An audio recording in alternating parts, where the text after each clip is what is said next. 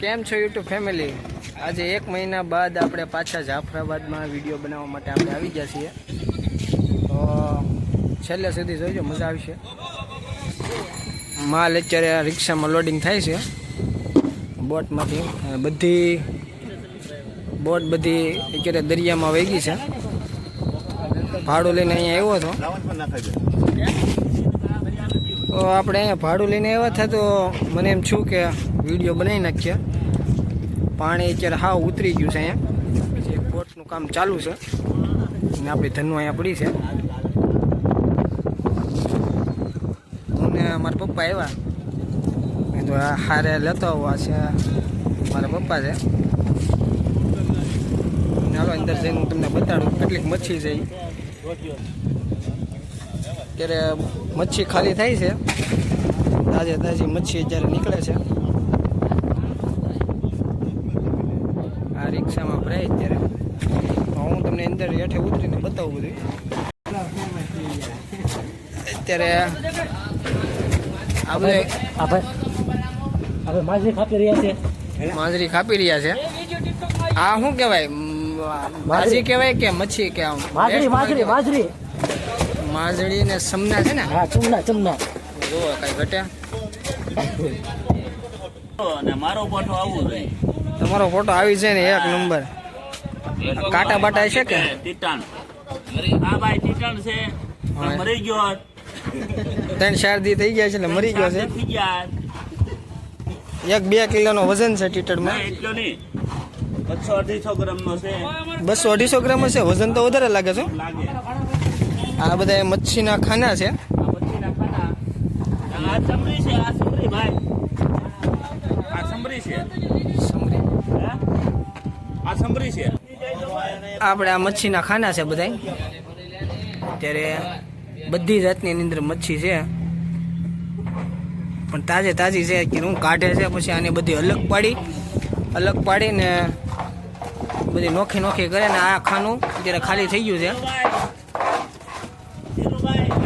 આમાં ખાનામાં અંદાજે કેટલાક કિલો હમાઈ જતી છે અને અંદર ખાનામાં કેટલાક હમાઈ જતી છે માલ?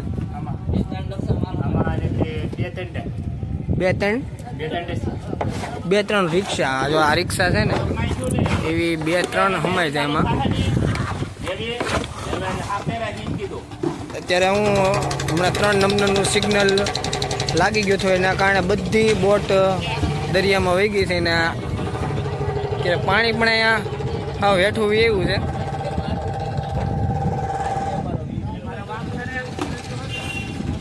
વિડીયો ગમે તો એક લાઈક બેક કરતા જજો ને સબસ્ક્રાઈબ કરજો. આપણે ગુજરાતીમાં રસોડું, પાણીનો ટાંકો, આની અંદર ડીઝલ આવે. આની અંદર આવતું છે ડીઝલ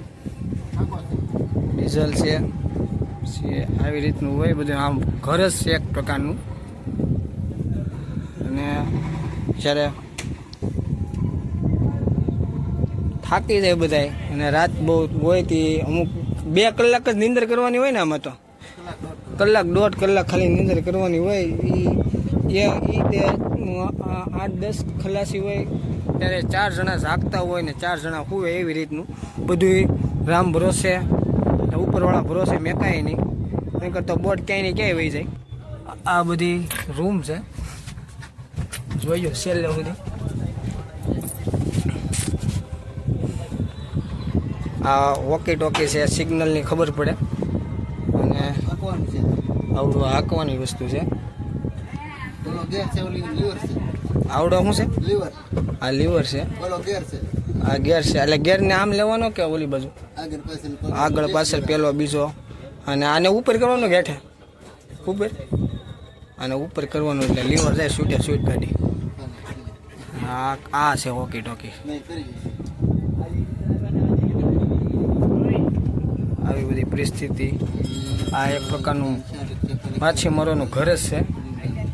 જીવના જોખમમાં બધા મચ્છી પકડવા માટે અંદર જાય. બહુ હાર્ડનું કામ છે આ. કાંઈ આમ આપણને લાગે જોઈને કે મજા આવે પણ બહુ હાર્ડનું કામ છે. આ બધા દોરડા, ઝાડ ઝાડ છે ને એ દરિયામાં નાખ્યા પછી અમુક જે ખલાસી લોકો હોય ને આ દોરડા ખેંચે ને ઝાડને પાછી મચ્છી બધી લઈને બહાર કાઢે પછી જે ઓલા ખાના છે ને ખાનામાં નાખી દે અંદર બરફ હોય 2 ટ્રેક્ટર જેટલો તો બરફ લેતા જાય અહીંથી 10-12 દિવસે આવે. હવે આપણે આગળ જઈએ તમને આગળ એ બતાવું. વિડીયો ગમતો હોય તો કોમેન્ટ મારી દેજો. વિડીયોમાં કાંઈ મારે ભૂલ મિસ્ટેક થતી હોય તો એક મને કોમેન્ટ મારજો પાછા અને એક લાઇક બેક કરી નાખજો. તમને ગાડી નંબર આપણે જે ટ્રકમાં ગાડીમાં 2 વ્હીલમાં જેમ ગાડી નંબર આવે એમ પણ આ વાણમાં પણ શું કહેવાય નંબર હોય કે આ નંબરની ગાડી છે. અત્યારે બધી બોટો વહી ગઈ. 3 નંબરનું સિગ્નલ હમણાં 2 દિવસ પહેલાં લાગ્યું હતું ત્યારે હું બહાર હતો એટલે મારે વિડીયો બનાવવાનો આવવાનું હતું પણ કાંઈ સેટિંગ ન આવ્યું તો મને એમ કે આજે આવું તમને બતાવું.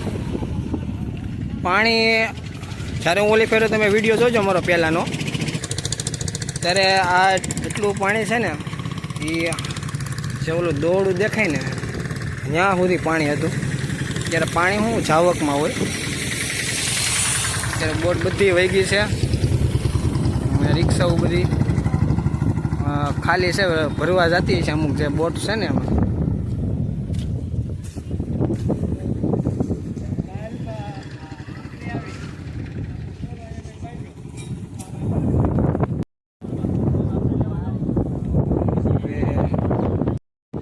આ બોટ બધા કરતા મોટી છે.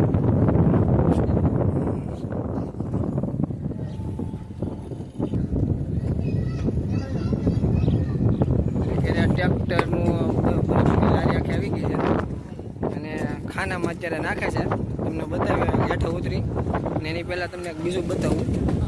આ ફૂલ તાજી મચ્છી.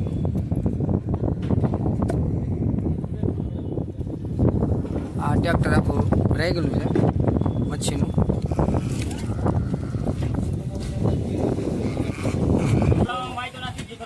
હા એમાં તો નાખી અત્યારે ફ્રીજ આ ફ્રીજ જ કહેવાય ને એક જાતનું. ઓલી સેટ અંદરના ભાગમાં બરફ નાખે અને અહીંયા મચ્છી આવે એટલે મચ્છી બગડે નહીં. બરફ લોડિંગ થાય છે અને આ બાજુ ખાનું એક મચ્છીનું ભરેલું છે.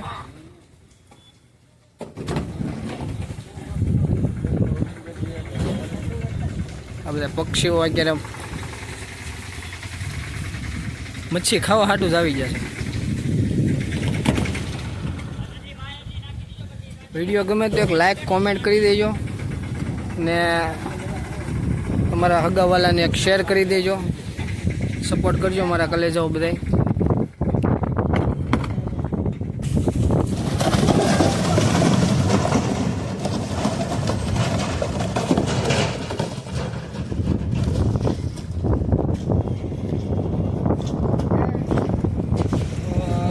ફેમિલી તમે છેલ્લે સુધી મારો વિડીયો જોયા બદલ તમારો આભાર.